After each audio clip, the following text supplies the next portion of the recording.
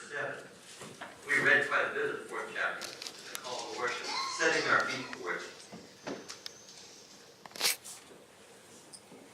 One of my bosses, when I was just fresh out of college, I worked at this little gas station downtown Dallas, a grubby little place right next to Lowe's Anatole. There's a stark contrast, I have to say. A little place that was not fancy in the 50s when it was built. This brand new hotel right there in the neighborhood. We kind of stood out in not such a good way. But he had a plaque on his wall, and it said that it's hard to remember that your original intent, that it's hard to remember when you're up to your waist in alligators, that your original intent was to drain the swamp. You know that feeling? You're in a place where you're just caught up in the moment, you're struggling so hard. It's hard to remember what you were really trying to do. You're just trying to survive.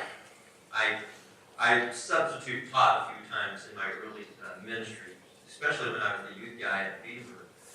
Particularly one time I was called in to substitute for a kindergarten, and my thought was, how hard can it be?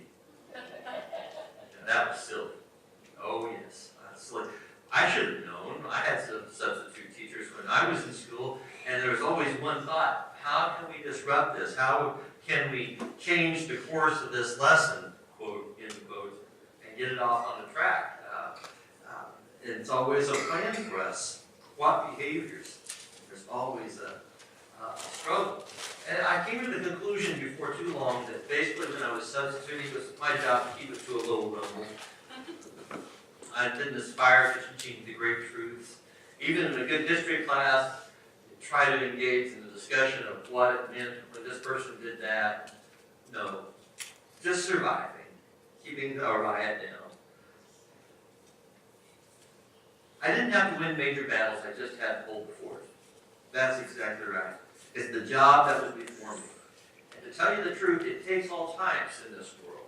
People with skills in one area and another. If it's educating, we need people who can keep the facilities up. We need people who can teach classes. We need administrators. We need all different types of people doing their jobs. Paul is the apostle, and he had a vision for the world. A vision for us, the church, that we would find our place in the ministry and in the work that God is doing. Let me read Ephesians 4, beginning in verse 7 down through 13. But to each of us, grace has been given as Christ apportioned it. This is why it says, when he ascended on high, he took many captives and gave gifts to his people. What does he ascended mean, except that he also descended to the lower earthly regions? He who is descended is the very one who ascended high above all the heavens in order to fill the whole universe. For Christ himself gave gifts, gave the apostles, the prophets, the evangelists, the teachers, and pastors to equip his people for works of service, so that the body of Christ may be built up until we all reach unity in the faith and in the knowledge of the Son of God and become mature, attaining to the whole measure of the fullness of Christ. Paul uses an image in those beginning verses that's unfamiliar to us. In the Roman world, when a general came home from the wars and he had won, he would lead through the city the leaders of the conquered people and demonstrate that Rome was superior, that he had led this conquering army, and he was worthy of praise. And as he passed through, he would, from the spoils of war, reward the crowd, throw money into the crowd, or whatever good thing. He gave gifts. And Paul grabs this image that Jesus, who came from heaven and defeated sin on the cross, didn't stop there, but gave the good things that he brought with him, the power to love, to teach, and to move the world. And he gave portions of that into the crowd, into us, to be used for a purpose. Powerful gifts. That word grace means gift. It's a hard word for us because we say grace and we mean a lot of different things. It's when somebody says that's graceful or that was graceful, usually it doesn't mean graceful at all, does it? It means that I tripped. I have this habit of not really picking my feet up when I walk. Not high enough, certainly. And there's always a little lip in the sidewalk, you know.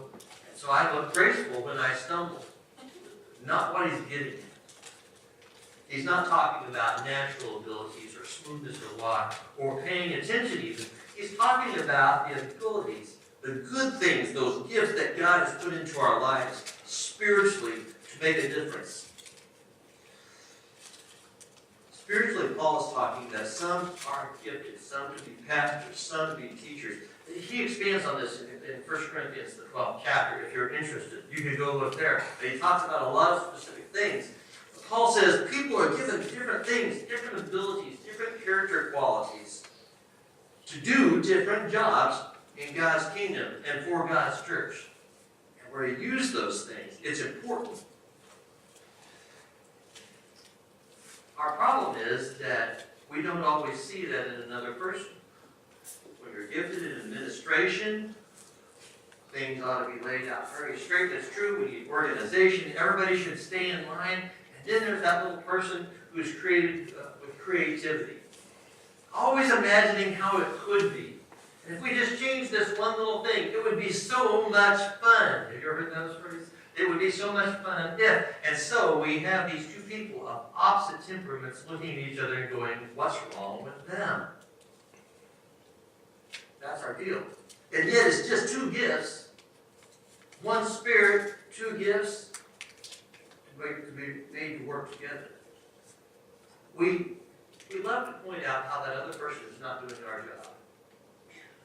They're not doing what I see as important. How can they be doing that? How can they possibly think that? All the time, we are just been given these gifts so that the whole body can be equipped, that all the needs of the church can be met, not just the ones that we are suited to serve. We're to have unity in the body of Christ. We're to be together, but unity doesn't mean sameness. It doesn't mean a rigid conformity to one particular direction and purpose. You cannot replace, if you break down your vehicle, if you have a bad radiator, you can't replace the radiator with a fuel pump. Even if you get the fuel pump for that particular model of car, it doesn't work. Each part for its own purpose. Each part of the body of Christ for its own purpose. We are given these gifts, we're given these graces to equip the body of Christ, to equip His people, Paul says, for the works of service, to make us viable, functioning parts of the body of Christ.